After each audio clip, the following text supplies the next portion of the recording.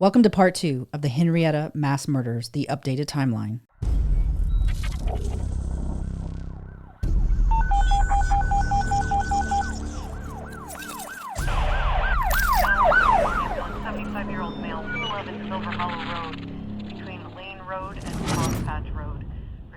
Welcome to Body of Crime, your go-to true crime podcast, where we plunge headfirst into the gripping world of criminal mysteries. Join your hosts, Jose Medina, Crystal Garcia, and Alicia Anaya, as we deliver the full stories, immersing you in the heart of each case. With spine-chilling cases, in-depth analysis, captivating interviews, and a comprehensive examination of the evidence, embark on a thrilling journey with us as we explore bone-chilling cases from around the globe. Whether you're a seasoned true crime enthusiast or a fresh face in the genre, we guarantee to keep you on the edge of your seat. So put on your detective hat, grab your notepad, and get ready to dive into the thrilling world of Body of Crime.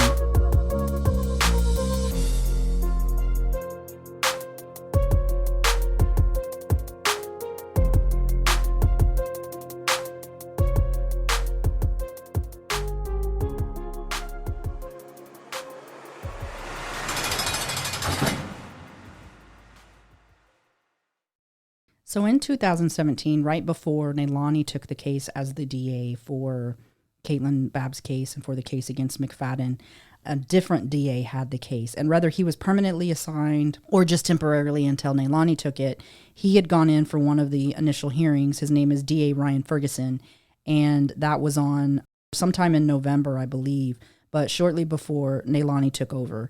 And based on whatever occurred there, he was removed, and he also left the DA's office. And I don't know if he left the DA's office by choice or if he was made to leave, but he's the only person who's come forward aside from Larry Edwards, who's the current elected DA there in Muskogee, and commented on the case. And he highlighted the fact that within a month of having anything to do with McFadden's case, he was gone.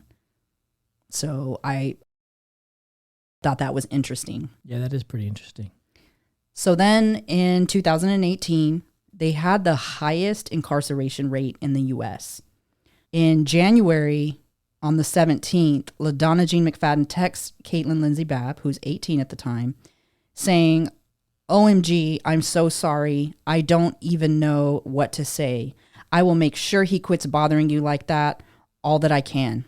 What was that in response to? He had been sending Caitlin messages, like threatening her and calling her, trying to get her to drop the case. You know, he wanted the case to go away. Yeah, and how did LaDonna find out about that? Because she regularly talked to McFadden. So it was almost like they were tag teaming. So the next day on January 18th, LaDonna texts Caitlin and says, "Not blaming you, just told him it was not a good relationship if one of you is doing something wrong. He asked if you can talk to him at least one time."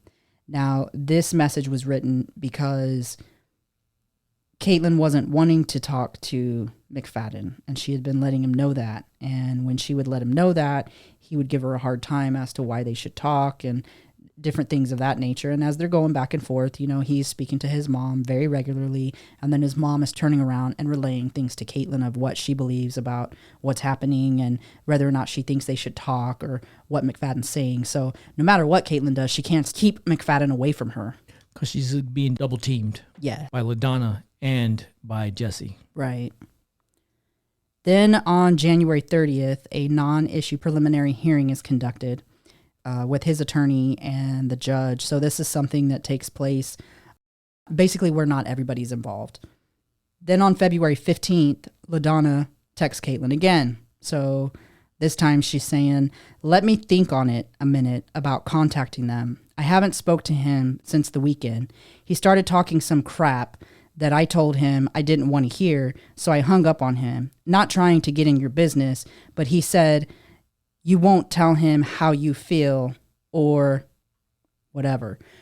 It just drives me nuts that she's as involved as she is and at the consistency that she is. It's not even like something significant happened and she just really felt compelled to get involved, but she's constantly doing it. Yeah. I don't understand how the DA didn't see that as tampering. Was the DA aware of these communications from LaDonna? I'm pretty sure, because, communication was going back and forth about the threatening letters between McFadden. And see, and part of this is, a matter of fact, prior to this conversation, one of the things that had occurred was that McFadden wouldn't leave her alone. Yeah. And he was calling her on the phone and threatening her. And harassing her. And right. Yeah, and, but couldn't you get a restraining order or a no contact order? Or shouldn't the DA have recommended any of those things? They told her to contact ODOC, and that ODOC could do some kind of blocking in their system to block Caitlin's number from being called. But that never took place. That never happened. So she continued to be contacted by him. I feel like there's another failure there. Oh, absolutely. So many failures. So then on March 29th, LaDonna contacts Caitlin, who's 18 at this point. And this is what she tells her. Now, remember Baker. We were talking about Baker. She says, hey, the attorney said if your grandparents did not show up, there'd be a good chance that they would drop the case. And they haven't been subpoenaed to appear. How does she know that they haven't been subpoenaed? Who's telling her, hey, the grandparents haven't been subpoenaed? So to me, that tells me you're already planning on, we got the subpoenas too late, or the subpoenas were sent out too late. So let's go ahead and try to get a continuance based on that. There's a method to that madness there. Mm-hmm. What else does she say? So she says, I just wish that you'd help out this one last time. I would be grateful for any way you could help. Sorry for all I've asked, but I'm just ready to have Jesse home, and it would tear me up to have him get more time. Another manipulation from LaDonna. Absolutely. It's disgusting. It is disgusting.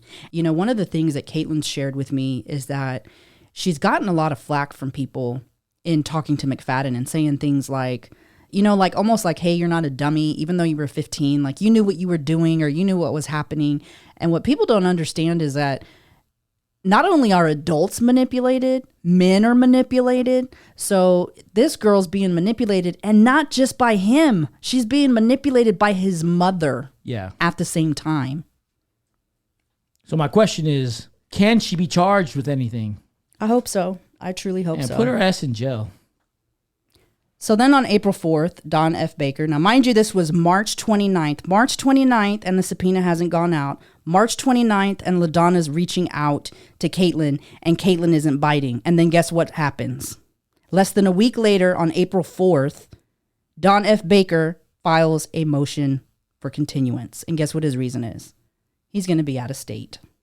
So he asked for a delay, and the delay is a 76-day delay. Wow. That's the first motion for continuance that he files.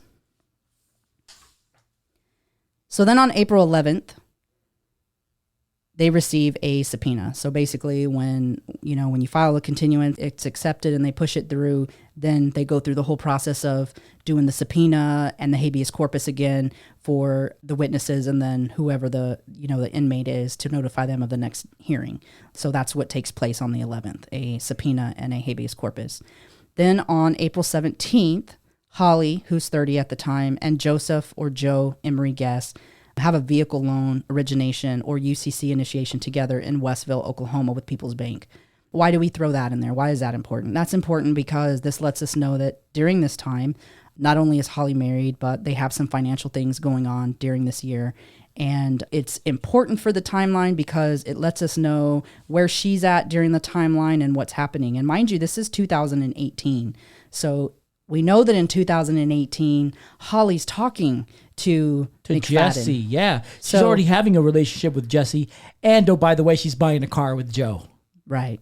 And I don't know what anybody thinks about that, but I know what I think. I don't want nobody buying a car with me if they're off with somebody else. Yeah.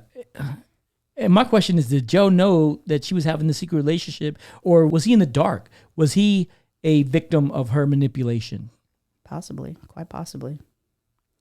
And just so that you're aware, the Westville area is where her family is at. Right. So Westville, what state is that in? That's Oklahoma. Oklahoma. Westville. Yeah. Okay. And I don't know how far Westville is from Henrietta. I don't think it's real close to Henrietta. Yeah. But it is in Oklahoma. Okay. So then between May 3rd, 2018 and January 15th, 2023, search records indicate that LaDonna McFadden, McFadden's mom, was employed starting in May of 2018 at the Pittsburgh County Courthouse, the same courthouse where McFadden was convicted, sentenced, and ultimately released.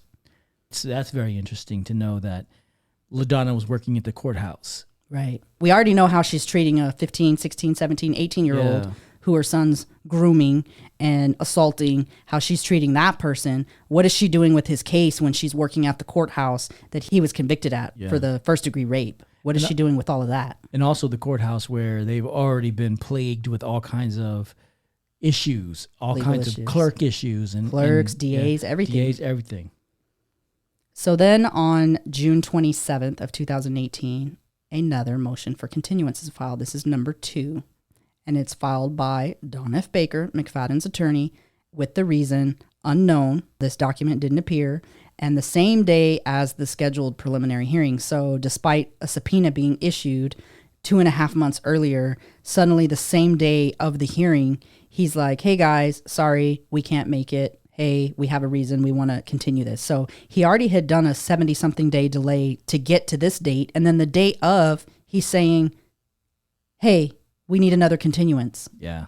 So you already did one for more than 60 days away. Now you've gotten to that day, not even within days before, but that day to say, hey, we want to do another continuance. Right. And this time they stretch it out. This is his second continuance, and they stretch it out 123 days from that date. Wow. So then on July 6th, they mail out the subpoenas and everything again. So not long after, maybe a week and a half after he did his continuance, they send out the subpoena and everything. And then on August 6th, so just a month later, there's a motion for continuance number 3 filed by Don F. Baker. And this one says medical 12 weeks. I don't know what the medical was for because this was before he got real sick. So I'm not sure what took place at that point in time, but he asked for a continuance. So, and that continuance was 12 weeks. And and honestly, I would think that if you're asking for continuance that long, that far away, that should also be a flag to say, hey, you need to have somebody come step in for you because we can't allow for you to stretch a case out past this far, whatever the case may be. Right. So then on August 8th, so he gets that continuance, which is continuance number 3. And on August 8th, they send out the subpoenas and the habeas corpus again. So to make sure everybody's aware of the new court date. Then on November 27th, LaDonna messages Caitlin and says, Jesse asked that you unblock him so he can talk to you before he goes to court. He leaves early in the morning. This is on the 27th. That's crazy that she's continuing to badger the witness. Absolutely. That should be illegal. Yeah. She should be charged. She 100% should be charged. Yeah. Then on November 29th, so this is the day after the hearing, because remember how she says he's going to be there the next day? Yeah. So on November 29th, the hearing is not conducted due to a motion for continuance number 4. So Jesse can't reach Caitlin, and suddenly there's a continuance. Right. So obviously LaDonna's tried to push her. Jesse's tried to push her. She blocks him. And so he's like, hey, attorney, can't get her to drop the case. All right, we'll go ahead and file a motion for continuance. But in this one's a little different because this one is the first continuance that's initiated by the state. Yes, and we don't know why. Do we know who? Was this Nailani who pushed this one back? I don't want to say that it is Nailani. You would think that she would be the only one that could do it, but I'm not positive. And what's funny is that for this particular one, he objects, and that's not his nature. Why would he object to a continuance? So very strange to me. Yeah, this is very strange. But, that's a good way to throw the pattern off. Yeah, to be like, well, I objected to this one. Guess what? What? There's political donations from the Bakers to judges, to the governor. Yeah. What about to the DA? Do you donate to the DA? Yeah, you can for their... Yeah, for their campaign. Quite possibly. So now we've passed that case that couldn't be held. So that was on November 29th. On December 10th, so just a couple weeks later, LaDonna texts Caitlin. She says, hey, are you okay? I saw a post about you being upset. I know we don't have any connection now, but wanted to let you know that I still care about you. Let me know if there's anything I can do. And just remember, if it's about a man, it will pass. You will fall in love and get your heart broken many times before you find the one that is right for you. I don't mean to minimize anything that you're going through, but I've been hurt several times and I felt like it was the end of the world. I felt like life was not worth living. Now, I kind of find a little bit of undertones in there, like pushing somebody to, hey, is life actually worth not living? But not just that. This is a thing that people do when they're grooming. And she's trying to make a connection with her and make her feel like she cares. Yeah. And it's manipulative. And then just a little past a week after that, so that's LaDonna who's communicating with Caitlin. Now, Caitlin receives a threatening letter from McFadden on December 18th. So when she gets that threatening letter from McFadden, her grandmother decides to write Nailani, let Nailani know that Caitlin received a threatening letter. And one of the things that he did in this letter, so he's 35 at this point, is he's made the letter not only difficult to read, but he also changed his name to conceal the fact that the letter was from him, because he knew that he wasn't supposed to be writing her. Right. And obviously his mom contacting her isn't just working. Before. Yeah. It's not working. So he's like, he's getting desperate to try to pressure her to do something different other than what she's doing. So that same day, Nailani was actually really quick to write her back. Caitlin's 19 at this point. And she tells her that the file's on her desk and she wants to do something with it, and references having luck in getting Caitlin to speak with her. So one thing that I want to share with you guys is that during this process, and understand that Caitlin's young, right? During this process of going back and forth with McFadden trying to talk her into dropping the case or pushing the case, her mom trying to talk her into dropping the case or pushing the case, that at certain points, she was feeling so overwhelmed that there was one point where she actually drove to Muskogee from where she lived and told them, I don't want to pursue the case. Now, the DA doesn't need her to pursue the case. Is it better to have her? Yeah, because she's a witness. Right. But they have digital evidence and they have physical evidence. So they don't need her to prosecute the case. But he's trying to convince her not to go through with the case. So during these different points in time, there was some times where maybe Caitlin wasn't wanting to talk to the DA because she's like, I just want this thing to go away at this point, getting a lot of pressure. Not only that, but she was also being harassed and she's being threatened. She was being followed. All these things that were going on in her life that she just wanted to get away from. And at one point she thought, if I just let it go, it'll just all go away. Right. And I want you guys to think about that for a minute, as you listen to this, because you think no big deal. But when you've got somebody who's calling you on the phone and saying, hey, I know you have somebody at your house. I know this is what their car looks like. I know this is their name. I'm going to take them out. Think about that. Or think about, hey, I know where your family lives. And listen, if this doesn't go away, I'm going to do something to your family. How long do you think that you could take that before you cave? Right. This is happening over and over and over again. Sometime in 2019, DA Nailani Ching is awarded the Mitch Sperry Award for Outstanding Prosecutor, and that has to be recommended. And guess who that's recommended by? Her boss. Then she also gets another award, and that award is the Champion of Children Award for her advocacy with children of abuse and sexual assault. This is despite the fact that under her purview, a violent sex offender's case was pushed 231 days, almost already a year at this point in time. She's receiving an award. And I don't know that I would put that on Nailani per se. I don't know that it's her fault that the case is being pushed, although it doesn't really seem like she's doing very much to not have it pushed. She tried to get the case accelerated before she left, but I don't know that that's completely her fault that it's being pushed that far out, and how much control she would actually have over the timeline of that case. Just my 2 cents on it. And one thing for me to point out is that she was recruited by Orville Logue, who's the elected DA. Yeah. From Tulsa. So she was in Tulsa at the DA's office and was recruited by him to come to Muskogee and be his first DEA. So the DA's office can have people in there, attorneys who they bring in to work as DAs, and they're not elected. They don't have to be elected. You can hire them. And then you have the only person who's elected is the main DA. And then his first DA, his first assistant DA, is his right-hand person. So that's the person who, if something happens to him, like the vice president, that person takes that spot. Or if they take a position in the middle of their term, that person takes their spot. Yeah. And that was her. So he recruited her. So then when you think about these different things that take place, was she conflicted? Was she trying to do the right thing? And then she was being thrown an award. Hey, I recommended you for this award. Or, hey, remember, I recruited you. I brought you in. That could very well be the case. So then in January 2nd,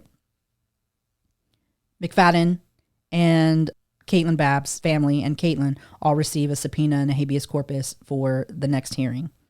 And one thing about this particular mailing is that they weren't sent out for a while. They were sent out late.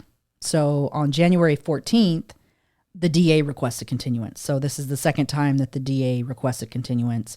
And at this point, it's been pushed 287 days. Almost a year. So almost like they sent out the subpoenas late on purpose and use that as a reason to push it. But in none of the paperwork does it indicate why the DA is pushing or the state is pushing for a continuance. There's no paperwork anywhere that indicates, and it should. That should be part of the case. So then on January 24th, the hearing that they were supposed to have is not conducted, and that was due to the motion for continuance that is filed by Don F. Baker. And the reason is unknown. The document wasn't available. And this was for a hearing that was supposed to take place, and it was passed again further for a continuance. And at this point, because of how far he passed it, it was passed to where there's more than a 300-day delay. So again, almost a year. So then on March 25th, a preliminary hearing is conducted with an S. Flores standing in for Don F. Baker. It's the only time that you'll see this S. Flores. I didn't see him any other time throughout the case, but he stood in for Don F. Baker. So he was the attorney for McFadden. And during that hearing, there was testimony and the state rested their case. So based on whatever occurred during that time. And during that hearing, they did a request for a demurrer, which was overruled.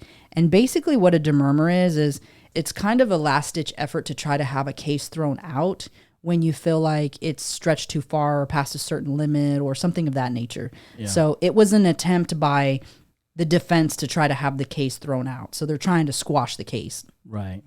Without having the actual trial. Right, but that didn't happen. And then the DA requests a continuance, 3rd for the state and 6 total. In April, McFadden, who's 35 at the time, threatens Caitlin for the second time via written communication. So the first time we talked about earlier where Neilani was contacted by grandma, again, McFadden threatens her again. So he threatens her again. So then on April 25th, and mind you, that's in April. So then sometime around April 25th, there's another hearing that's not conducted because, of course, another motion for continuance is filed by the DA. No reason and nothing can be found. Caitlin and her grandparents are not informed as to why. Nobody's telling them, hey guys, we're not having this hearing because something. Nothing from them. So then on May 9th, there's another motion for continuance, and it's filed by Don F. Baker. And the reason? He's going to be out of state. This is 16 days prior to the scheduled court appearance that they have. And this is despite a subpoena being issued 14 days earlier, and he asked for it to be moved. So it's moved, and at this point in time, it's moved a total of 376 days at this point in time. So that means that she's already waited more than a year to get justice and still has not. For some reason, Oklahoma hasn't allowed for her to have justice for over a year at this point in time. We haven't even got to the point of the arraignment. We're still trying to arraign this case. Right, because the DCA is an arraignment. So on June 6th, the district court arraignment takes place, and McFadden pleads not guilty, and there's a mutual discovery order. So I don't know if they did this mutual discovery order because the prosecution thought that Baker had come up with something. I'm sure he was saying he did. And so there was a mutual request for a discovery order, basically so that both parties would have to share what it is that they have in their little magic hats. And during this time, for this particular date, which is interesting, Neilani Ching is not there. And so on this date, there's a DA that's standing in, and it's a DA Sean Waters, even though Neilani was her DA. So the one time when Neilani's not there is when this doesn't get pushed. Right. That's interesting. It's very interesting. So then in June of this same year, McFadden, who's 35 at the time, threatens Caitlin, who's 19 at the time, for the 3rd time via written communication. McFadden again attempts to conceal the fact that the letter was from him, so he's trying to do this in a way where they can't use it against him. Then, on June 19th, after McFadden's 3rd written communication threatening Caitlin, her grandma decides to contact Neilani again. So she contacts Neilani to report the second and third letters. Because remember, he had written one. Yeah. She notified her, and now he's written a second and a third. So she's like, hey, man, what's going on? Like, Right. He's still calling her. He's still writing her. Like, she's still getting harassed. What can you guys do about it? So on June 21st, there's a filing that's initiated, more than likely from the Muskogee County DA, on the case concerning new bad evidence intended to be introduced. Now, the reason that I assume that, it doesn't say defense on it and it doesn't say DA on it, but what it does indicate is that more than likely the new bad evidence is the evidence for the letters, the first, second, and third letter. So then on July 24th, a motion for discovery is filed a month later. So he waited an entire month to say, hey guys, I'd like to see whatever this new evidence is. So he files a motion for discovery. And then on August 9th, there's a disposition docket indicating that there was some kind of gathering that took place, probably just with the attorney in the DA's office. So they probably meant it could have been over the discovery. I'm not sure because it doesn't indicate it in the system and there's no documentation of it, but they list minutes, and minutes are generated based on some type of hearing or something that took place. Right. So then on August 19th, they issue a habeas corpus. On August 20th, they issue a subpoena, and that's for the next hearing that they're supposed to have. On September 4th of the same year, there's a motion to accelerate number 1 for jury trial. So this is when we start seeing, in September, is where Neilani first starts to try to accelerate the jury trial, knowing that she's taking a federal position the beginning of the new year. So the beginning of 2020, she knows she's going to be gone. So she's trying to accelerate the jury trial so that she can close out the case before she leaves. Mm-hmm. So then on September 13th, a filing is initiated, more than likely due to the bad evidence. So this is the second one that's requested, saying, hey, we're going to introduce more evidence.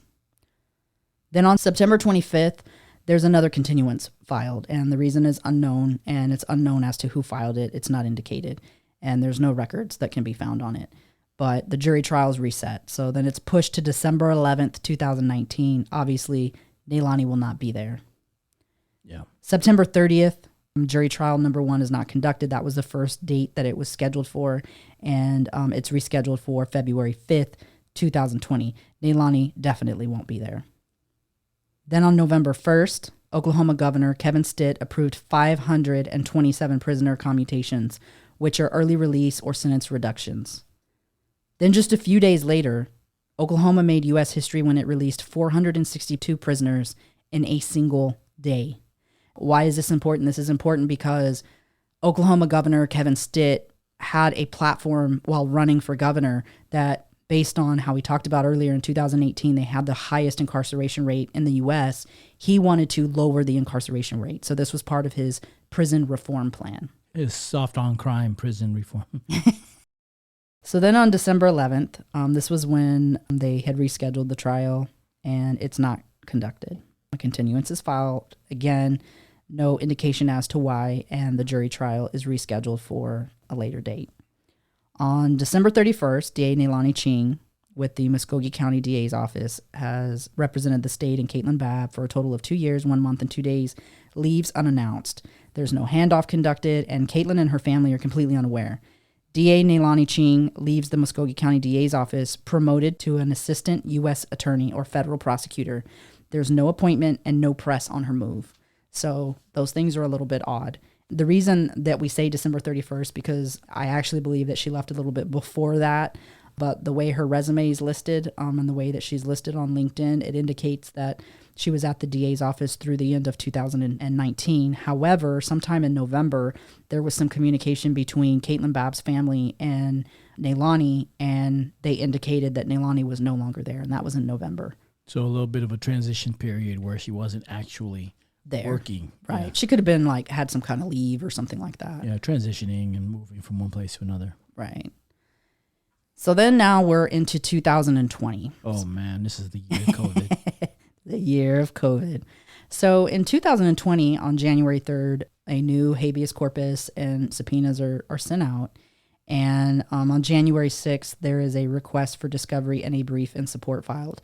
So I'm not sure what's up with all of these requests for discoveries, because it seems like there's not a whole lot of new evidence that came forward other than the letters. So I'm not sure why these discoveries are going back and forth. But again, because there's no indication as to what they are or what they're for, it could quite possibly be that maybe his attorney is saying that he's got something. So that could be it as well.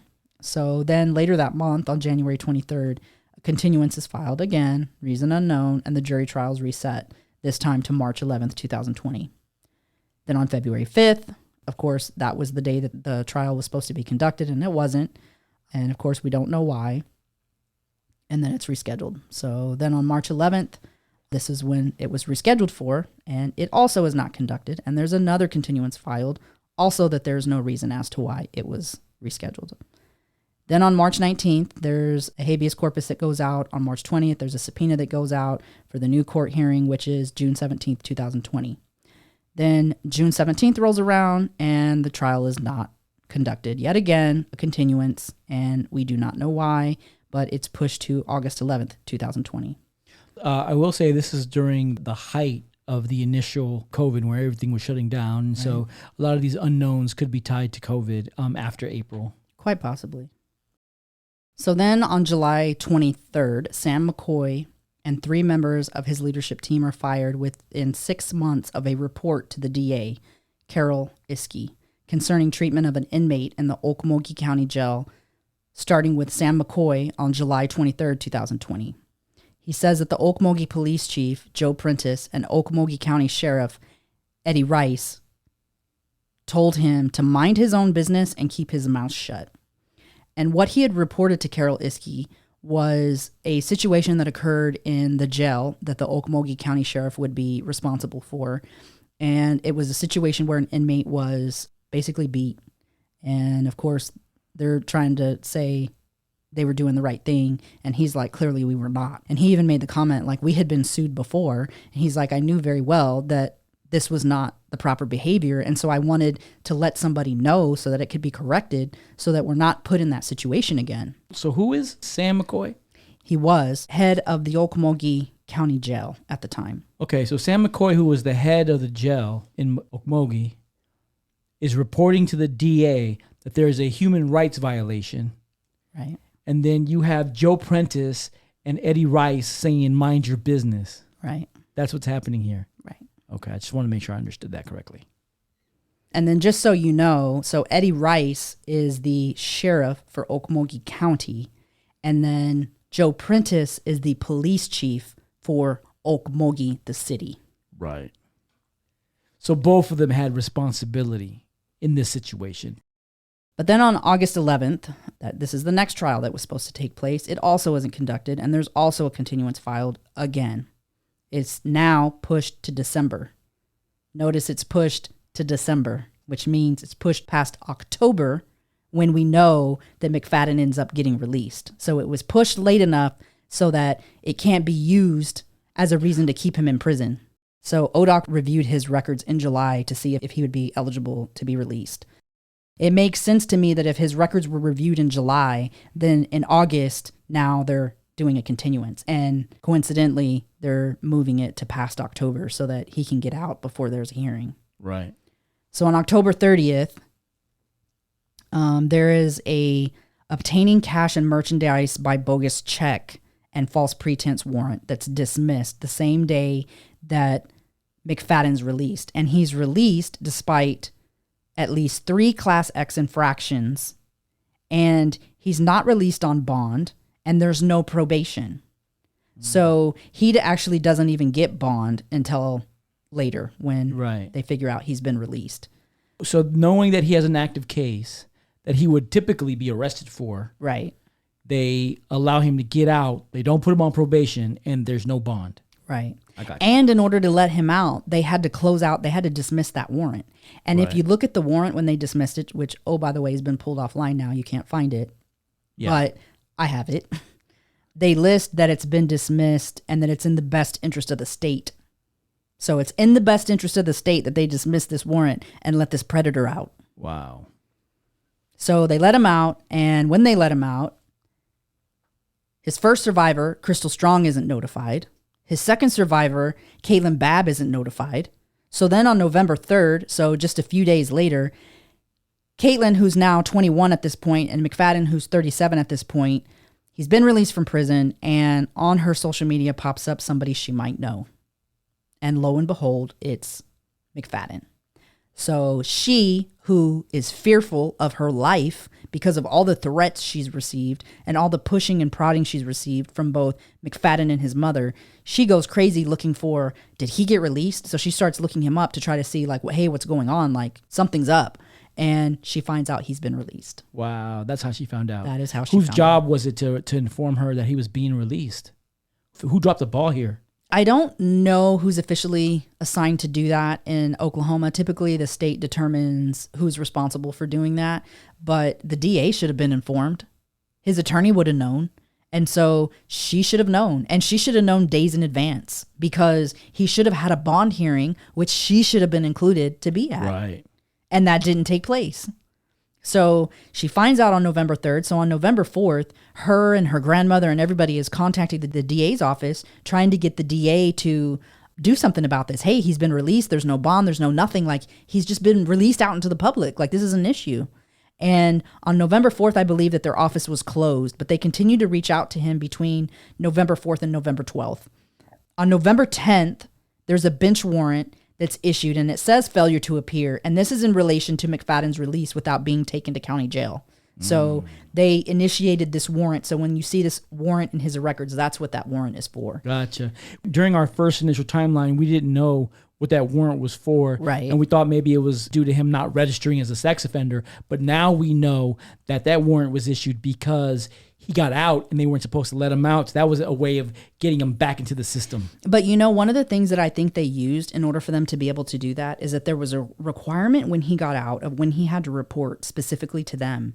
It had to do with the terms of him getting out and anything that was open, such as paying court costs or anything like that. And I actually think that that's what they used to generate the warrant and then to kind of include what was happening here. But Right. I think that's actually what they used to generate the warrant. Gotcha. So then on November 12th, the DA, who's Clint Harris at the time, contacts Caitlin's grandma and talks to her about McFadden's release and says that they're issuing a bench warrant for McFadden's arrest.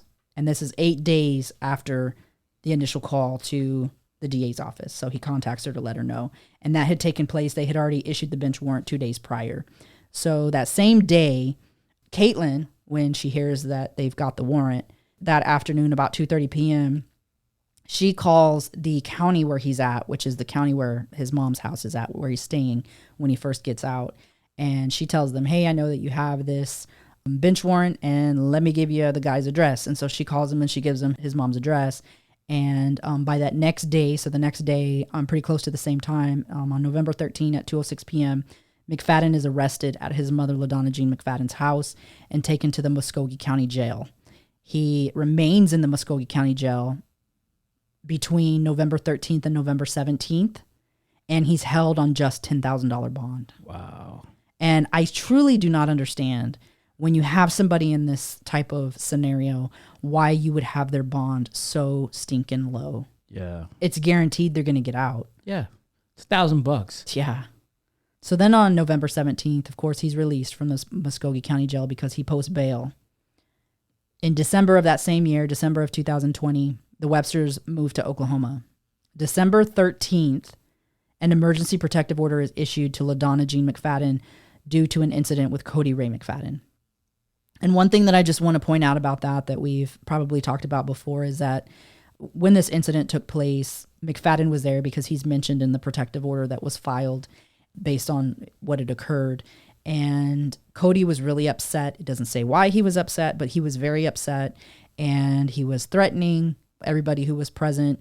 And he ended up getting in his car and lighting his car on fire.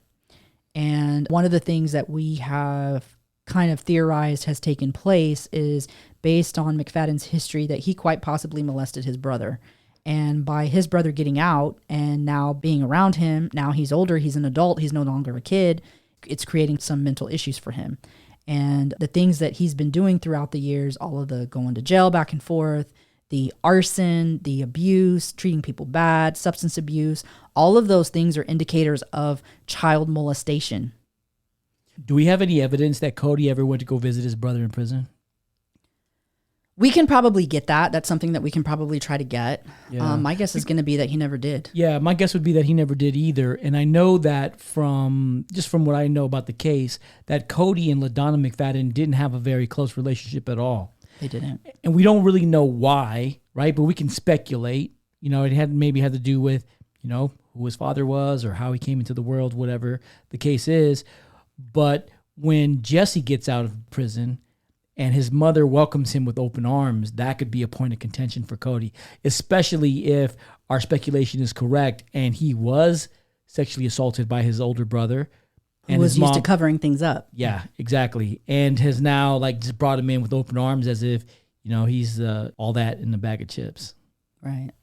Absolutely. And then at the end of December, so that was on December 13th, on December 22nd was when they were all supposed to go back to court for the final protective order. So you do an emergency protective order, they give it to you right away, and then they don't do the actual protective order unless you show up or at least one of the parties shows up and the judge says, okay, we're going to do this protective order. Neither one of them showed.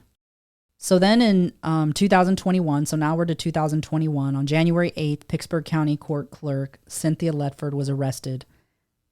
And during that time, this is during the time that LaDonna McFadden is working for the Pittsburgh County Courthouse. This case was initially reported in 2020 on June 18th when OSBI was asked for their investigation assistance. Now, I also want to point out that during this particular point in time, June of 2020, if you remember, in 2020 was when they were continually pushing the case with Bab. Right? Now, this isn't the same courthouse, but this is the courthouse where the case is for his first-degree rape. Right. So then on January 11th, McFadden, who's 37 at the time, posts a video on TikTok on his mother's property in McAllister. This is the one where he's on climbed up on that steel beam. Right. We did try to cross-reference that and see if that was actually on the property that we're all aware of in Henrietta, and it's not. It's on his mom's property in McAllister. Then on January 15th, Lawrence Anderson is released early from prison in Oklahoma. Why is that important? Well, on February 9th, just a few weeks later, Lawrence Anderson kills 3 people. He killed his neighbor, cut her heart out, cooked it with potatoes, and then tried to give it to his uncle and aunt who lived next door to eat before killing his uncle and his 4-year-old granddaughter, and then gouging out his aunt's eyes. She ended up living. He was just one of the more than 800 inmates whose sentences were reviewed for commutation in January. Corrections officials actually warned that he was high risk to reoffend, but they still let him out. So just another example of poor prisoner management in terms of prison commutations and early releases. Yes. And then you can't even claim that you didn't know any better because correctional officers are telling you, hey, this guy is dangerous. He's going to reoffend. Like, I'm telling you. The board still makes a decision to release him. Yeah. Let's see what happens. Yeah. Let's see what happens. They saw. On February 18th, Caitlin Lindsay Babb, who's 21 at the time, and McFadden's 37, she runs across an account on TikTok that he's created. And what bothers her about it is that all the girls on there are young girls, appear to be young girls. So she screenshots or screen records his TikTok to show all these girls. And then she starts to reach out to some of these girls because she's trying to warn them. She knows that this guy is dangerous. So she's reaching out to them. Finally, she gets some of the girls and she ends up speaking to one of the girls' moms. And she tells the mom, hey, this is his history. He's a registered sex offender. He's got a pending case with me. He had a first-degree rape charge that he was given 20 years for that he just got out from. Like, he's not a good guy. When the mom starts to look into it, guess what the mom realizes? What? The mom realizes that he's been going to the skating ring, meeting her daughter and other friends who are underage, and she is upset. This is in McAllister, right? Yes, this is in McAllister. So then on March 21st, Joseph Joe Emery Guess and Holly Tonette L. Guess, who's 33 at the time, they officially separate. And when I say officially separate, they officially separated according to their court documents. Sometimes there's a required separation period in order for you to be able to file for divorce or get a divorce. And so that could have just been an arbitrary date. That could potentially be an admin date. Right. Yeah. But what do we believe is the situation with Holly at this point? Do we believe that she's with Joe, or do we believe that she's with Jesse at this point? I 100% believe she's with Jesse. Everything indicates so. You know, she's been talking to him since about 2015, possibly 2014.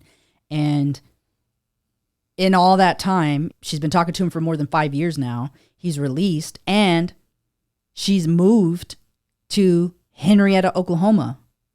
So by 2021, she was in Henrietta. Yes. Okay. And one of the reasons that we know that is because remember that the Websters moved to Henrietta, Oklahoma in December, right? So they moved to Oklahoma in December of 2020, which it would be just a couple months after McFadden got out of prison. And they said that the first time their kids were on the bus together with Holly's kids, they made friends immediately. Right. So that tells us that she was already there. She was already there. So more than likely, Holly is living with Jesse illegally. Yes. Illegal for Jesse. Right. On December 21st, Joe Guest files for divorce, and they do their initial marital settlement agreement. It's signed. So remember, when we talk about March 21st, we know that date because it's listed on this December 21st filing. And notice that it's the 21st, March 21st, December 21st. So they didn't even fake one day. They made it exact for whatever the time frame was that they needed. So then fast forward to 2022, and Holly purchases a 9mm handgun, the only purchase of a handgun or gun period that we're aware of. And this kind of seems a little odd. Now she's 33 at this point. And I say odd because she's already been living on the property for a year. So if she thought she needed a gun on the property, she would have known a year ago. And she's not somebody who likes to deal with firearms based on her history. She's not somebody who's known to be into firearms based on her history. So why did she feel it necessary to get a firearm in January of 2022? Curious to know that. I'm sure we never will. Yeah, not only that, but also she's not allowed to have a gun with Jesse. Right. Jesse's not supposed to be in the vicinity of a gun. There shouldn't even be a gun in the house or in the car or anywhere around Jesse. And guess what? Guess what's interesting about this as well? What's that? Is that she purchases this just within months of them getting married. Oh. So it's almost like she purchased it before they got married so that she could then say, well, I purchased it before we were married. Before this felon was technically in the house when he should have been in the house. Right. I had already purchased the firearm. So all of that just kind of together just makes me speculate a little bit. And obviously we'll probably never know this information, truthfully. Right. Yeah. So then on February 4th, there's supposed to be a trial and it's moved yet again. Then on February 20th, Cody Ray McFadden kidnaps and locks a woman in a dog kennel. And there's actually a dog that gets killed during all of this because he ends up lighting the dog cage and trailer on fire. And the only reason that the girl even gets out is that he hits the kennel with an axe. And when he did that, thank goodness he didn't hit her in the head or anything, but when he hits the kennel with the axe, it pops the door open and she actually jumps out of a glass window to get out and get away. She's got bruises. Obviously, she's bloody. You know, he tried to burn her. She's terrified. And she's related to Crystal Strong. She is Crystal Strong's dad's stepdaughter by common law. Then on March 21st, Holly signs the marital settlement agreement with Joe. So this is the final settlement agreement that's signed. Another 21st. That's true. I didn't even know. Yeah. Another 21st. I didn't even notice that. That is, how funny is that? So then on April 14th, Cody Ray McFadden's charges are dismissed due to being a Sioux Indian and the incidents taking place on Indian land. The federal government is required to take a case that falls under the Federal Major Crimes Act. The cases that fall under the Federal Major Crimes Act are crimes that are very violent in nature or are murder. So things like first-degree rape, murder, robbery of a bank, those kind of things are all considered part of the Federal Major Crimes Act. So anytime, regardless if it's an Indian or on Indian land, the federal government is required to take that case. So more to follow on that. I know that a lot of people think that case was completely dismissed, and that's not the case. So yeah, that's what I was going to say. I was going to recap on that and say, so his case was not dismissed. It just had to be moved up to the federal level because it happened on tribal land, and the crimes were so egregious that it had to be bumped up to the federal level. Right. And just so that you're aware, because there was a lot more charges, in addition to that incident, After that all took place, because he was taken to a hospital, he's got a mental disorder, all these different things. He punched a doctor. He assaulted a law enforcement officer. So there's multiple other things that occurred, during that whole incident when that incident took place. Right. And all of those things have been moved to a federal level.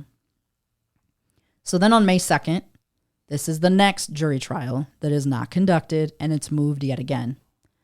Then on May 24th, so May 21st, Holly signed off on the final agreement. On May 24th, Joe Guess and Holly Mayo, who's 34 at the time, get divorced. So that's when their divorce is finalized on May 24th. Remember, she bought a firearm in January. Now, on May 24th, she's officially divorced. On May 25th, or the day after they get divorced, McFadden registers in Okmulgee County as a registered sex offender for the first time since his October 30th, 2020 release from prison. And why does he do that? He does that so he can give him his new address officially, which is his address with Holly. Because on May 26th, the very next day, McFadden marries Holly Tonette L. Guess. So it seems like those dates were very, very well planned out. Your divorce is final on this day. On this day, I'll register. On this day, we'll officially be man and wife, be living together in our house legally now. Right. And when you look at it all down on paper that way, you realize that there was a plan there. That wasn't coincidence. Yeah, it didn't all just happen by chance. Right. So then on June 24th, the sex offender compliance check was conducted by Deputy Smalley from the Okmulgee County Sheriff's Office. And on it, he indicates that there's a credit card bill that was reviewed, but the name's spelled wrong. And the reason that I found this odd is because, one, when you're reviewing an ID card and you're saying you're this person, this is where you live, this is what your ID card says, this is what the paperwork says, how do you get the name spelled wrong? You know how you get the name spelled wrong? Is when you know the person and you're assuming the spelling of the name. Not when you're looking at something and saying, oh, Jesse. No, he knew his name was Jesse. And he wrote it from memory thinking he knew how he was spelling it. That's what happened there. That's pretty interesting. That sounds pretty good. So then on September 28th is supposed to be the next trial. And yet again, it is moved again. Then in December of 2022, Justin Webster officially adopts Ivy Berlin Webster. 2023. So sometime during the year, Riley Allen reports abuse to the school to no avail, according to classmates.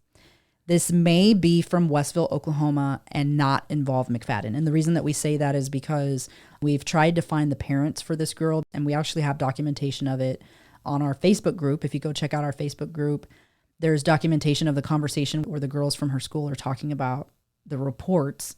And when we've tried to find the parents, we're finding that it quite possibly might be in Westville. So if it was in Westville, it leaves us to believe that it may not be McFadden who's the person. But it also could be, even if it is Westville, it also could be there. So we're going to try to delve into that a little bit more and see if we can actually find where that occurred so that we can update you guys.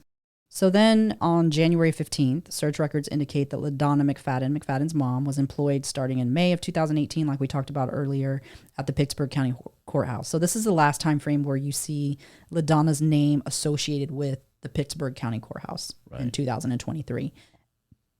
And obviously this would be a couple years after McFadden's released from prison. So then on January 29th, so later that month, a 911 call is made by an anonymous female at 8:07 p.m. telling the operator that a registered sex offender is in the home with 3 children and that they wanted it documented. Now, who would do that? Okay, this is in January. Who would have that information in January, and why would they report it? And this is a female. So who is this female and why would they report it? And the reason that I question the reports with Riley is because if this occurred during the beginning of the year, and it was actually McFadden who the complaint was about that Riley's giving, for somebody to call in January, was that Riley? Because her friend said that she had made a report to CPS, which I don't think she made a report to CPS because that hasn't officially come out, and I think that it would have as of now. What if that's not what she did? What if she called 911? Then in February sometime, she's pulled out of school and it's unknown as to why. Just because of the timing, yeah, it makes me think that even if for some reason the call was made while she was in Westville or whatever the case may be, I don't know what the details surrounding that are, but we know that the kids have already made friends with the Websters at this point, and we know that there's a phone call saying that kids are living with him. And so who would have that information? And if the information's accurate, as Holly's family's saying, because they're saying that they didn't find out he was a sex offender until March 20th, as far as the family went, nobody but Holly knew at this point that he was a sex offender, then who would have had the knowledge to make the call in January if this was before everybody knew? That's a female. I would say either Holly or Riley. Only those two. And there was a comment made by one of the kids in that communication, when you look at the communication, where they're saying if only somebody would have believed them, they would have been saved, basically. And if it aligns with this, as we believe that it does, then that could very well be the case. Yeah. So then the same month in February, there was supposed to be a jury trial that month, and it is again moved.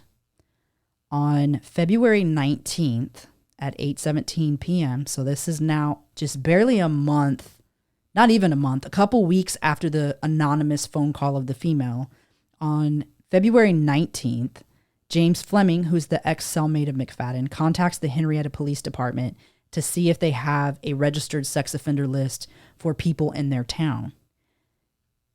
On February 20th, he contacts Holly. So he hasn't heard back from the police department.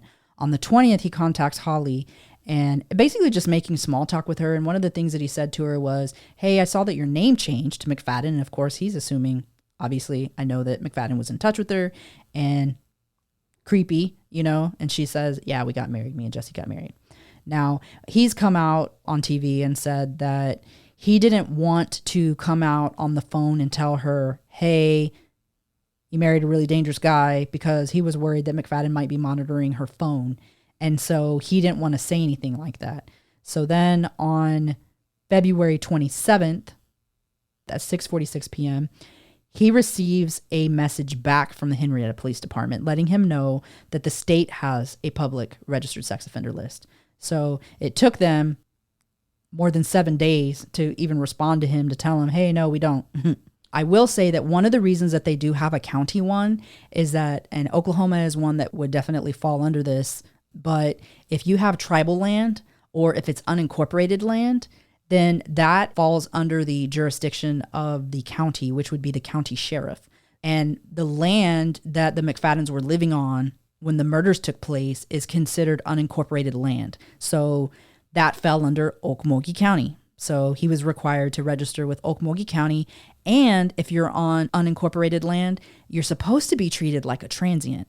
And for registered sex offenders, when you're a transient, you have to report every 7 days. And I 100% guarantee you, just based on the little that we've seen and the little, visits that we've seen, that was not happening. Right.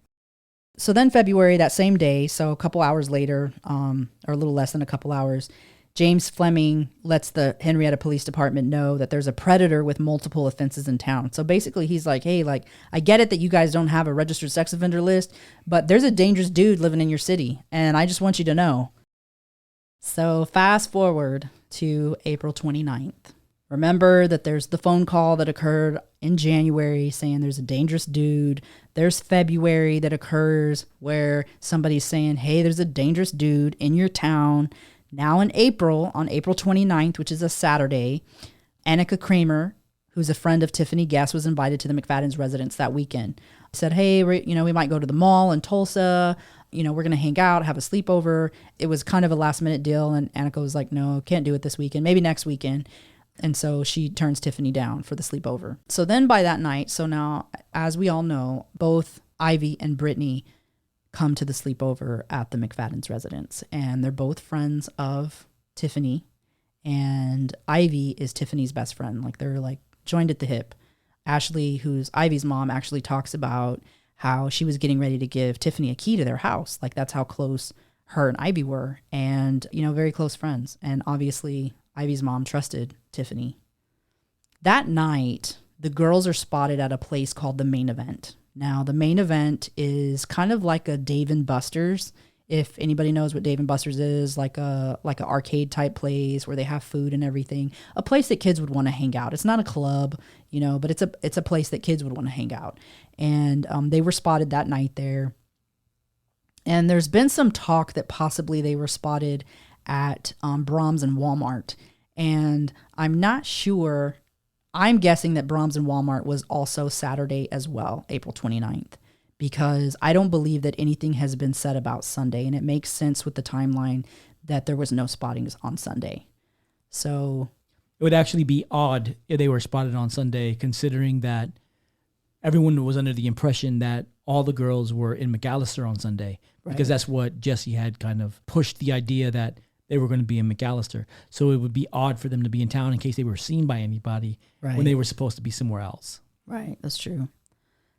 They're spotted at the main event, and then later that night, Ivy's speaking to her mom, Ashley Webster, via Snapchat and text message late that night, close to midnight. And as a matter of fact, I guess Ivy had made a joke with her mom saying, hey, it's past your bedtime, because her mom was up late talking to her. And her mom knew that conversation was her because it sounded like her, how she would communicate back and forth.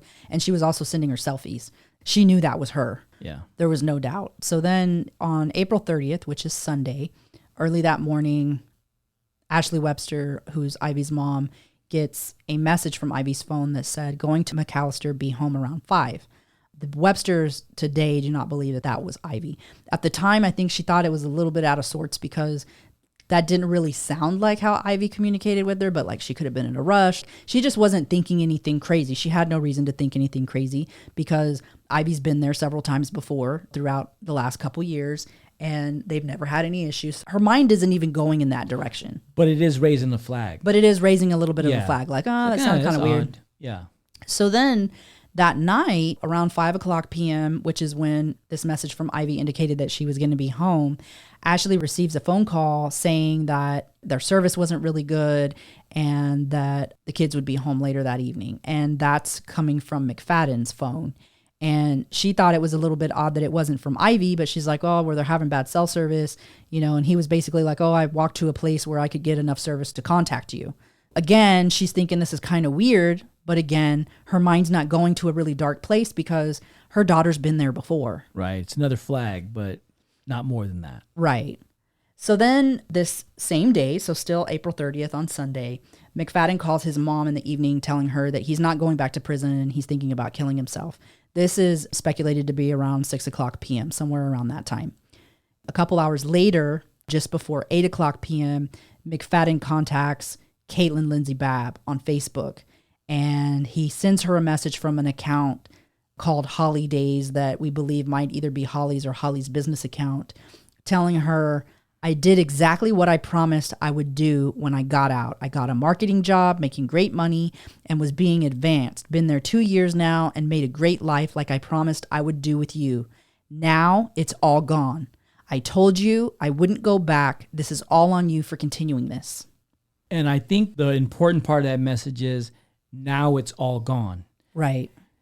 And I say that because in trying to analyze what happens next and what we discover to be the case, in trying to find out, did something already happen at this point or is something getting ready to happen? It sounds from his statement that something has already taken place. Right. That's true. Because he's talking past tense. He's not talking like... Now it's all gone. Not like, hey, everything's going to be gone. Right. Yeah. So then we get to May 1st on Monday, and at 1:30 a.m., there was a report the girls were seen. And I'm not too sure. I'm thinking that this 1:30 a.m., honestly, Brahms isn't open at 1:30 a.m., and most Walmarts aren't open at 1:30 a.m., so I honestly think that this was Saturday. I think that the days are wrong. And one of the reports that had come out, and again, I think this was Saturday, was some people had said that they thought that he was inappropriately kind of the way that he was with Brittany. We don't know the truth to that. We haven't seen that, and we haven't spoken to anybody that can give us solid details for that. So we don't want to say that we know that to be the case. So that morning at 7:55 a.m., Oklahoma Highway Patrol posted a Facebook message for a missing and endangered juvenile, So I don't know the exact time that the Websters and the Brewers went to report their kids missing. I don't know if it actually occurred maybe late the night before or if it occurred first thing that morning. But regardless, the message didn't go out until 7:55 a.m. on Monday morning saying that there were missing and endangered juveniles. And I would imagine that at 5 o'clock, when you expected your kids back, you'd have been texting and calling your kids like, hey, what's going on? When are you coming home? And they weren't reaching anybody. Yeah. And one of the things that I think was the biggest red flag for the Websters was that they had a app on Ivy's phone called Life 360. And Life 360 allows for a family to kind of track each other. So like it'll let you know like, hey, your kid's home or hey, your kid's at school. You can set it up to give you notifications for certain things. And it had been turned off. That could have been the phone died or, right. Like, you know what I'm saying? Like that could have also been a flag, but you could talk that through. But my thought process here is talking about as a parent, what your logic is going through at 5 o'clock when your kids don't show up. Right. So if it's 5 o'clock, your kids don't show up, you give it some time. Around 5:30, 6 o'clock, you're starting to text your kids. You're trying to call them. You're looking at their app to see where they're at, if they're on their way home. You're realizing the app is off. They're not answering the phone.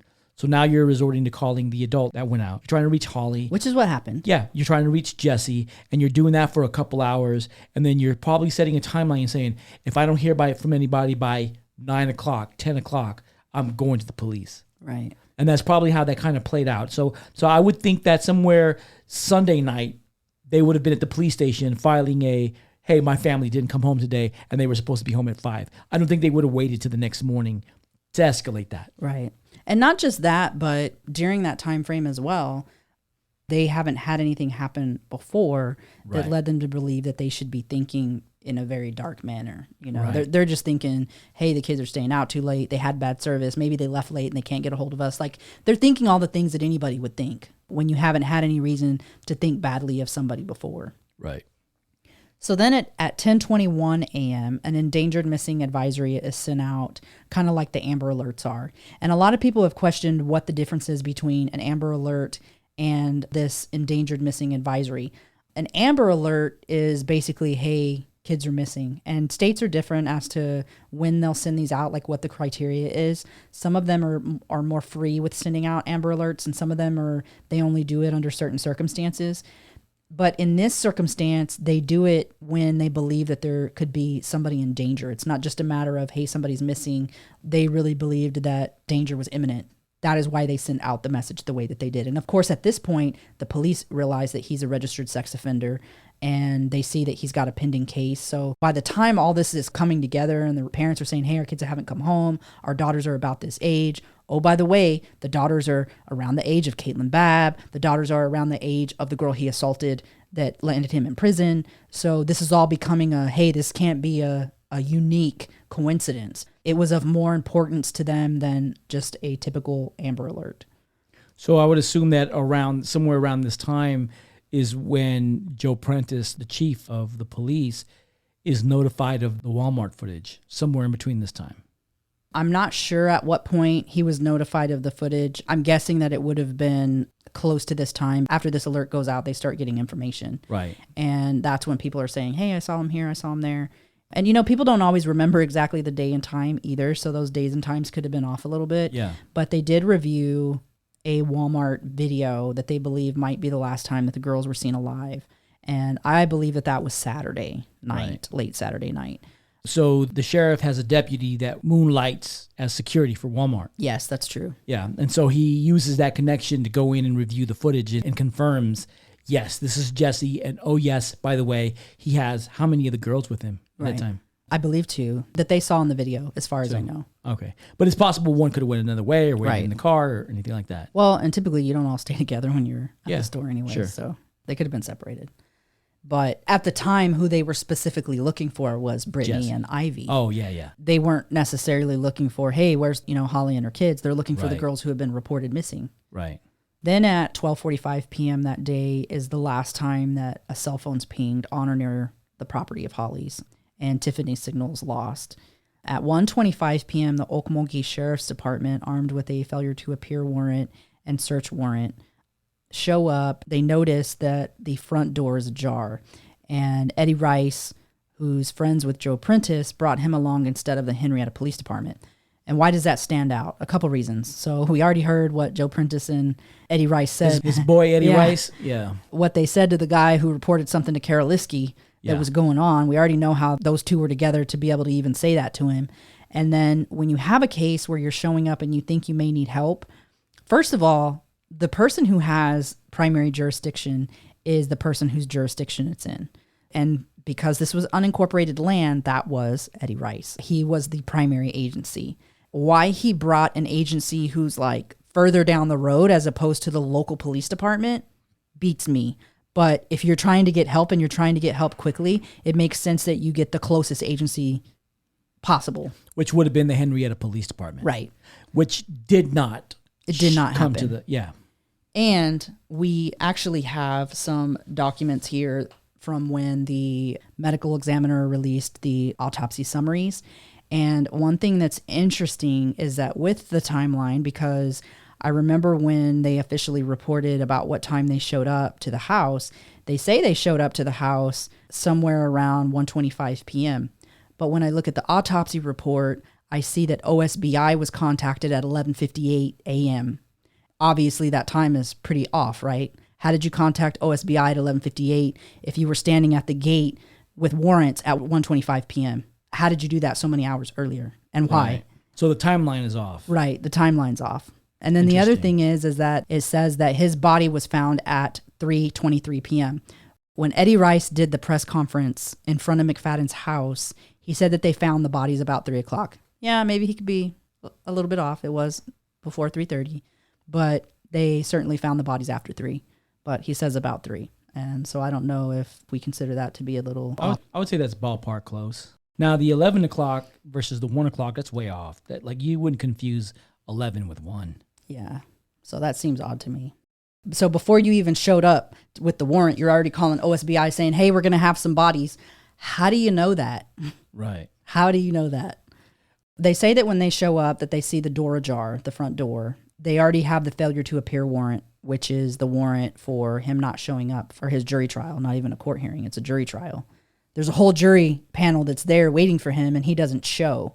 So, and during this time frame, just so that you're aware, they've contacted Caitlin Babb to let Caitlin Babb know, obviously, the trial has been canceled because he didn't show. She's freaking out when she finds out that these girls are missing, because she finds out the girls are missing not long after they send out all of these reports. And so she's thinking, like, this can't be good. It's the day of our trial. It's 2 girls that are young. And, like, none of this makes sense, right? At approximately 3 o'clock p.m., the Okmulgee Sheriff's Department finds 7 deceased bodies. The bodies of Holly, Riley, Michael, Tiffany, Brittany, Ivy, and Jesse. All of them with gunshot wounds to the head. Holly had 3 gunshot wounds to the head. Riley had 1. Michael had 2. Tiffany had 2. And Brittany and Ivy both had 1 gunshot wound to the head. And then Jesse McFadden had 1 self-inflicted gunshot wound to the head. He shot himself through the mouth through his palate. During this time, Justin Webster has shown up to the house, and when he knows that they're out there, and of course he's freaking out. His daughter's been missing. He hasn't talked to her at all since Saturday night. They haven't heard from her all day Sunday. And so when he's there, unfortunately, he's told, hey, we found some bodies out here, and yes, we believe that one of them is Ivy Webster. So he leaves to go find Nathan Brewer, and he actually catches up with Nathan Brewer before the police do. And he lets them know, hey, the girls are dead. That same day, they impound the vehicle there. It's the 2007 Chevrolet Avalanche that belonged to Jesse McFadden. There was a vigil that was hosted that night at the school because all the kids went to the Henrietta Public Schools there. Now, there was another vehicle that was also parked in that property that belonged to Holly. Yes, and one of the things that's strange is that not only did they not take that vehicle to do anything with it, but the family picked it up immediately. Holly's family picked up that car immediately. And one of the things that was odd, and there's some evidence of this, is that Holly's purse was sitting in the passenger side seat. So she had left her purse on the passenger side seat of her vehicle, and her vehicle was parked outside. But no evidence was taken from it, and they did nothing with the vehicle. They didn't process the vehicle. They didn't pull the vehicle out and hold it like they initially did with the Avalanche, because initially they didn't pull evidence out of the Avalanche. Jesse's vehicle. Initially, what they did was they had it towed away and they had a no-touch hold put on it where basically you can't do anything with it until they decide whether or not they're going to do something with it. Right. And they should have done the same thing with Holly's vehicle, but they didn't. Yeah. And now something that you guys will hear a lot when it comes to the law enforcement agencies is this. Anytime that there's an investigation and law enforcement is involved, the primary agency is going to be the agency with jurisdiction. When they ask for assistance, so if I were a small police department and I know that I'm showing up to a place where there's 100 acres and I've found people who have been murdered, I'm going to want help. And depending on how many people have been found, I'm probably going to want to reach out to an agency that's above me, such as OSBI. So long as I'm the primary agency, I'm the one in charge. I'm the one giving the orders. I'm the one saying, hey, you guys process the house. You guys process this piece of land. You guys process this piece of land. So when people say, oh, well, how come OSBI didn't this or didn't that before they took over? They weren't in charge. So they were just given marching orders as to what they needed assistance with. Hey, we need assistance with going through the house and tagging evidence. So if they weren't giving marching orders for a certain thing, they weren't going to interrupt their investigation because it's not their jurisdiction and they're not the lead agency. They're just hired help at that point. Right. Yeah. It's basically like bringing in temporary staff. Like they're just doing what they're told. Yeah, they're just more bodies to help because the scene is so big that they need some additional support. And so just to be clear, the agency that was responsible on this particular scene, on this particular night, because it's unincorporated land, would have been the sheriff. Right, the Okmulgee sheriff, which was Eddie Rice. Right. And so on May 2nd, so this is the day after the murders, the police informed the Webster family that McFadden planned to kill each victim. And there's, they believe, might be some evidence that 3 of them tried escaping and were hunted down and killed. So that same day, the state medical examiner's office notifies the families of the manner of death. Lynn Watt, who's Holly's aunt, says that some girl had contacted her saying that she was paid to lie and say that she was McFadden's victim, and that basically trying to smooth things over with Holly and make Holly think that he wasn't this registered sex offender, this violent rapist, and this guy who's pending charges with an underage girl. This girl has never come forward. This has never been able to be validated, and nobody's ever heard from this girl. So does this girl exist? Yeah. When Caitlin Babb found the TikTok account and she recorded it and she reached out to the kids and eventually one of the mom tried to report it to the Henrietta Police Department. And they said that they couldn't do anything, that he wasn't doing anything illegal. When we talk about Holly, I find it hard to believe that as a grown woman with children who's been in a couple different serious relationships, you've been married for about 14 years with Joe Guess, that you've been talking to somebody in prison since about 2014, 2015, so at least 5 years at the point he even gets out, 7, almost 8 years by the time you get married. You mean to tell me that a 15-year-old girl who was talking to him on the phone in prison found out who he was within a couple years, and you're talking about a person with serious issues who can't keep things to himself, that was going to come out, that she didn't know what he was in prison for, that she didn't know he was a sex offender? I just don't buy it. Yeah. I don't.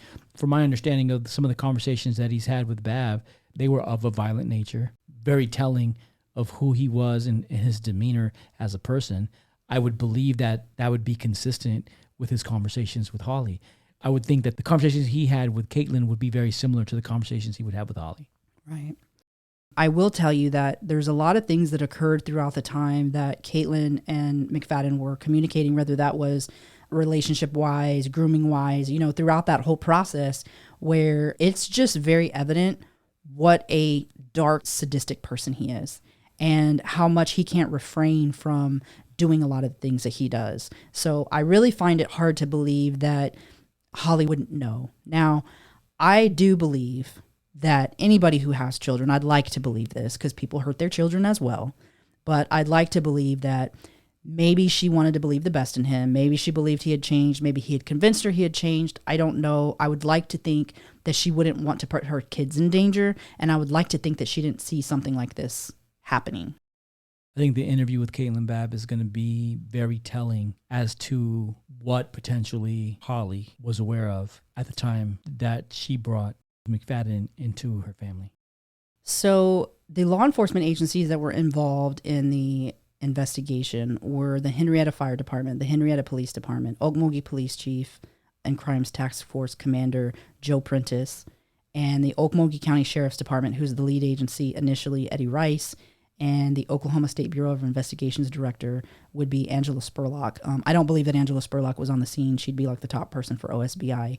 But OSBI was called in, and they were there on day one assisting, but they didn't take over until later. So that day, they actually ended their investigation.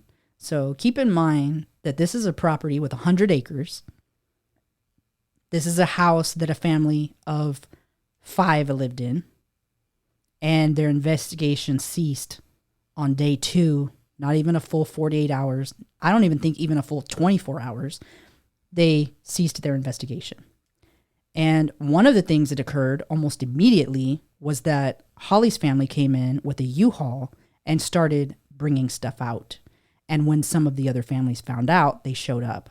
And on May 3rd, which is Wednesday, so now this is 2 days after they've found the bodies, on May 3rd, a press conference is held by Okmulgee Police Department Chief Joe Prentice. And he talks about the evidence, and he talks about how they all died of gunshot wounds. He doesn't give out a whole lot of details. He says that a lot of the details he's giving out are very generalized because they haven't done official autopsies and all of those kind of things. That same day, LaDonna McFadden scrubs her Facebook profile, so she makes it very vanilla, so it's harder for you to find her. She makes her friends list private, so you can't find her friends. And she does all of that around this time frame. So she's prepping for, she knows it. The news, at this point, they've already been trying to reach out to her. People are trying to get interviews, and so she tries to make it a little bit harder for people to find her.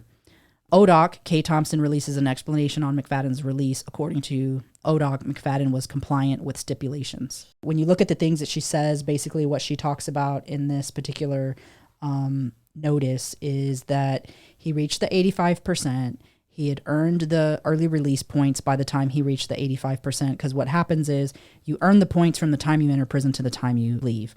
And there's certain situations where your credits that you've earned can be taken away if you get in trouble, but it's never enough to basically eliminate all your points. I don't even think that there is a case where they can eliminate all your points currently. So he was earning all these points, and then when you reach the 85%, then they take those points that have occurred throughout that entire time and add them up to see, hey, when you can get out.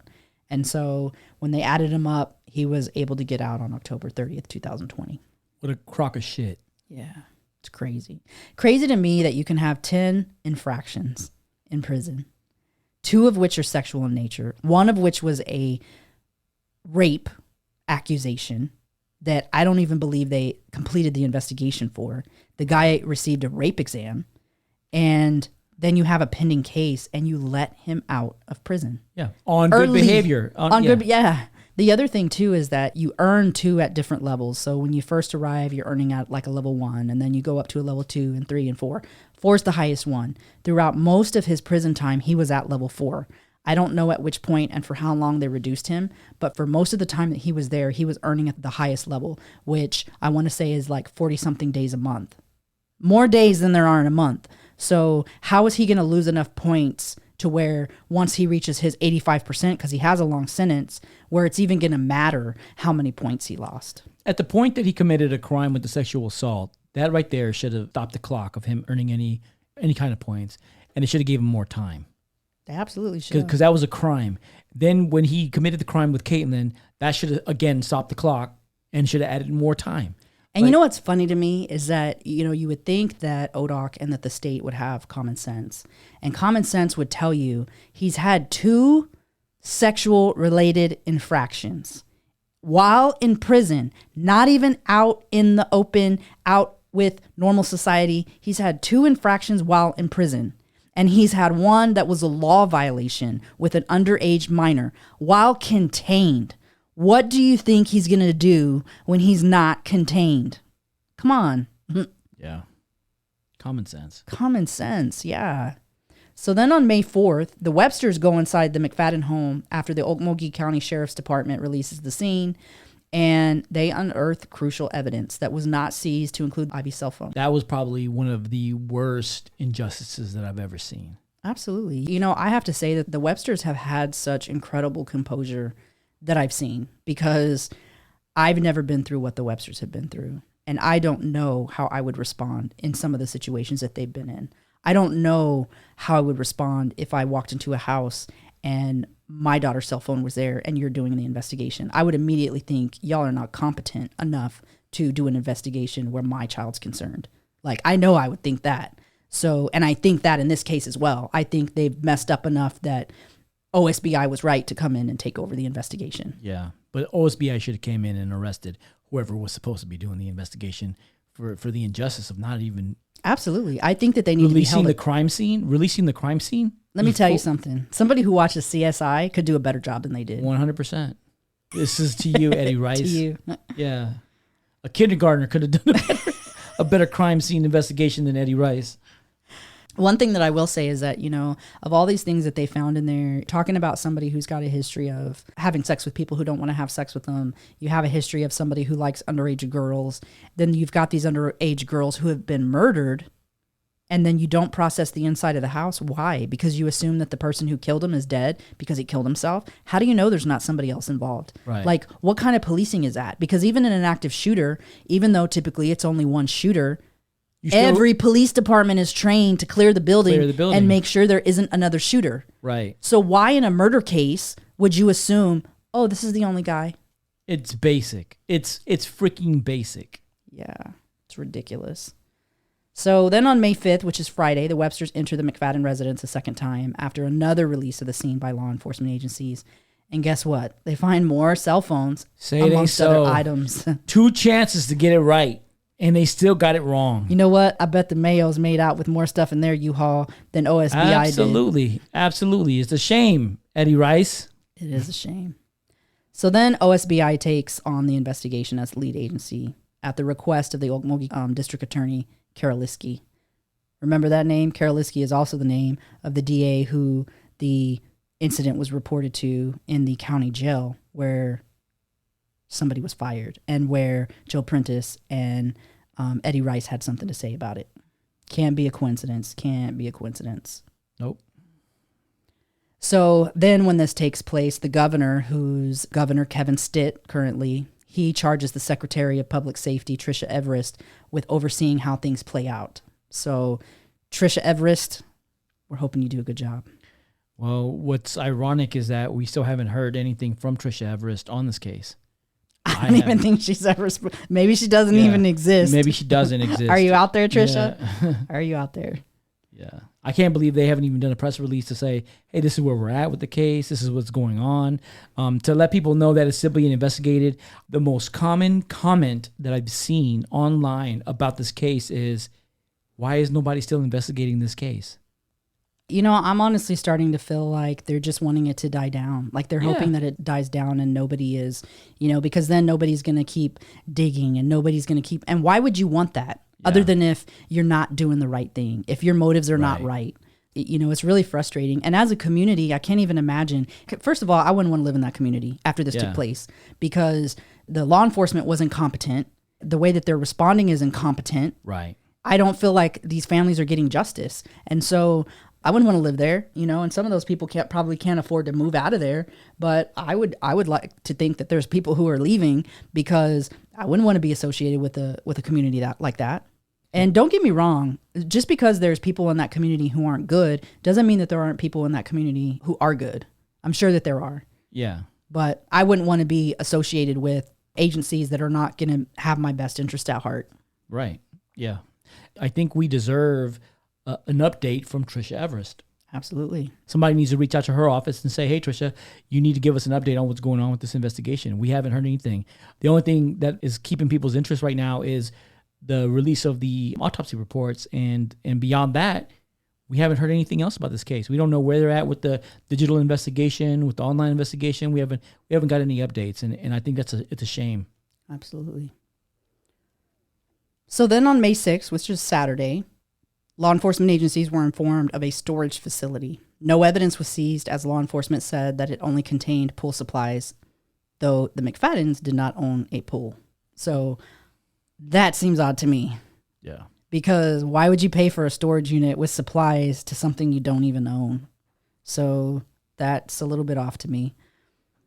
That same day, services for Ivy Berlin Webster are held. On May 8th, which is Monday, there's 8 pieces of evidence that are seized from the 2007 white Chevrolet Avalanche. That was the Avalanche that was owned by McFadden that was originally put on a no-touch hold and taken out of there initially. On May 9th, which is Tuesday, the medical examiner shares with Shannon Boykin, who's Ivy's grandmother, that Ivy had been sexually assaulted.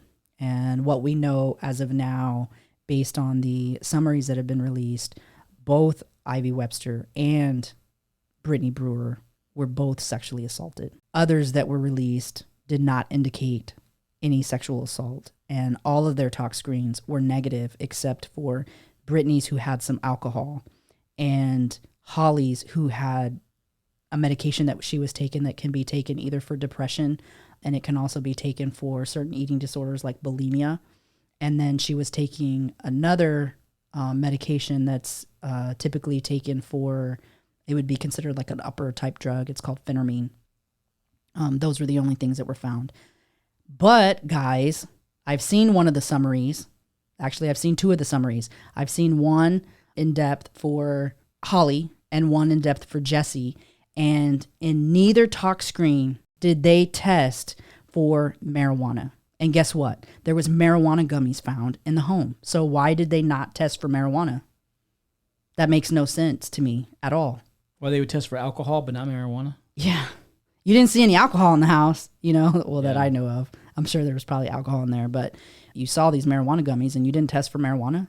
Obviously, you want to test for as many drugs as you can, and there are a lot of drugs, and typically they test based on the classes of drugs, which is pretty common. That's what hospitals do as well. There's some drugs like steroids as a special test. And granted, if you see evidence of drug use, you're going to want to make sure that the drugs that you see are drugs that are tested for. It's a shot in the dark for all the other drugs, but come on, man. If there's marijuana there, test for marijuana. Right. So still on May 9th, OSBI employs sonar devices and has dive teams out at the ponds and brings excavators out to the McFadden residence property. So they're basically combing through the property, trying to see if there's any other victims, if there's any loose dirt, if there's any movement in the water where maybe there's other bodies. So they're doing those kind of things. And as far as we know, all of that came back negative. That same day, Holly's aunt reported that she found bloody clothes, bones, and a stack of photos and binders. She also talked about a ledger, video, and things of that nature. And what's interesting is that I've heard several things from her. One, I've heard that the bones that she said she found were cow bones, that she never said she found human bones. Then I've heard that quite possibly the clothes that she found, that they do exist, but that OSBI is telling her not to talk about it until after the investigation's done. One of the actions that took place was they lifted floorboards. And guys, I don't know what family goes into a house and their first thought is to look under floorboards. I don't know who thinks that way unless you're an investigator. And I'm pretty sure the investigators didn't lift floorboards. They didn't lift floorboards. They didn't lift the phone. That was in plain sight. They definitely didn't lift floorboards. They talk about this ledger, and truthfully, guys, it's not a ledger like what you're thinking. It was a birthday list. So basically what you're saying is the ledger was a dead end. It didn't really give us anything. I wouldn't say it's a dead end. I'm pretty sure that there's probably names on there that we can probably question those people, or hopefully OSBI is probably questioning those people. Yeah. But aside from the fact that it's not like a victim list or right. Yeah. a potential future victim list or anything. From my understanding, there's some family members on that list. Mom, brother, people that I wouldn't think would be on your victim list, but who knows? On Wednesday, May 10th, there's services held for Brittany Brewer. And then that same day, the Webster's family attorney, Cameron Spaulding, turns over records pulled by a private investigator working for him that revealed 32 cell phones registered to the property. Most ended up being registered to Holly Tonette, L. McFadden, or Mayo. And then the rest were pretty much... Yeah. So basically nothing really came out over those phones. But I know the count dropped significantly. It went from 32 to like 16 or something like that. No, even lower than that. Oh, even lower? Like 7 or 9, something like that. Gotcha. I don't remember the exact number, but basically way lower. Some of the things that are, I think, big items right now are the fact that they found a tripod in one of the rooms. Obviously, we know that they found chains, they found locks, they found different methods of bondage. What do we know about those chains and those locks? We know that the chains and locks were purchased on Wednesday. And we know that the murders had to have occurred between Saturday night, well, really Sunday morning, because Ivy was talking to her mom at about midnight, which would have been Sunday morning. So to our knowledge, there's been no communication with any of the girls and their families between that contact with Ashley Webster and Ivy Webster and then when they found the bodies. So that would mean that everybody was killed between early Sunday morning and then Monday when they were found. Right. What do we know about the autopsies that have already been released? As most of you guys know, I know that the public really wants to know about these autopsies, and I don't blame everybody for wanting them to know that. Yeah. The families are very concerned about there being releases of the children. You know, it's their children. They know how their children would feel if these things were released, if they were alive today. And plus, these are their babies. Yeah. And so OSBI currently is actually saying that they filed a motion to prevent the full autopsy release that will have all of the details. They've filed something to try to prevent those from being released for a while because they're wanting to get the investigation done before a lot of that stuff comes out. And I'm not sure what their purpose of that is, honestly, other than not wanting the public to know, which I think is garbage, truthfully. I just want to high-level recap the autopsies. I don't want to go in great detail, or I don't want to talk in any level of detail. Since we're going to release that as a separate episode, I just want to generalize, like, what have we found with the autopsies. So far, we've received the summaries on the girls. We've also received a full autopsy on Holly, and we have a summary on Jesse. We know that Holly was shot 3 times in the head. We know that one of those gunshots was at close range, and that one of those gunshots was while she was laying on the ground. We also have an idea that Holly and Jesse's time of death is very close in proximity. We don't know whether the children that were killed are in close proximity to Holly and Jesse. So we don't know if Holly was alive after the kids were killed. We don't know that. We know that there is some abrasions on Holly that look like she was dragged. We know that there's some abrasions on her wrist that looks like she may have been restrained. We know that Jesse's self-inflicted gunshot wound was to his mouth, and it was one shot and it took him out. And we also know that at a minimum, he was dead no later than 5 a.m. Monday morning. Honestly, he could have possibly been killed between the time he contacted Bab, and I honestly think that he contacted Caitlin Babb just prior to killing himself.